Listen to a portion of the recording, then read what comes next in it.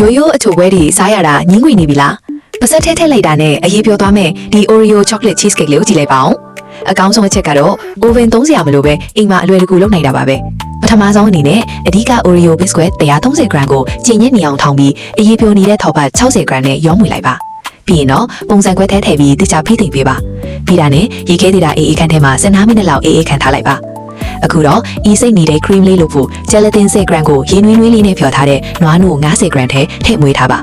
ပကံလုံးကြီးတစ်လုံးထဲမှာ cream cheese 400 gram နဲ့တခြား80 gram ကိုချောင်းမွေးသွားတဲ့အထိမွေးပေးပါပြီးရင်တော့တင်ချင်အဖြစ်ခုနကနွားနို့အရောနော်ရဲ့ whipping cream ရဲ့ကိုထည့်ပြီးတမအောင်မွေးပေးပါပိုပြီးစားကောင်းသွားအောင် Oreo အကြီးလေးတွေနည်းနည်းထည့်လိုက်ပါအောင်အေးခံထားတဲ့အောက်ခြေမုံသားကုန်ကိုခုန cream အရောနော်တစ်ဝက်ကိုလောင်းချလိုက်ပါပြီးရင်တော့အလဲမှာအန်တော်စရာလေးဖြစ်သွားအောင် Oreo big bit အပြည့်လေးတွေစီးထည့်ပေးပါပြီးမှကြာနေတဲ့ cream လေးအကုန်ထည့်ပြီးမျက်နှာပြင်ကိုညှိပေးပါဒီတိုင်းရေခဲသေးတာအောက်ထဲမှာ4နာရီလောက်ထည့်ထားလိုက်ပါစုံနေတော့အပေါ်ကနေလောင်းချဖို့ chocolate အရင်လေးလောက်ချမယ် chocolate 80 gram နဲ့ whipping cream 100 gram ကိုရေနွေးငွေခန့်ပြီးအရေးပျော်သွားတဲ့အထိငွေပေးပါ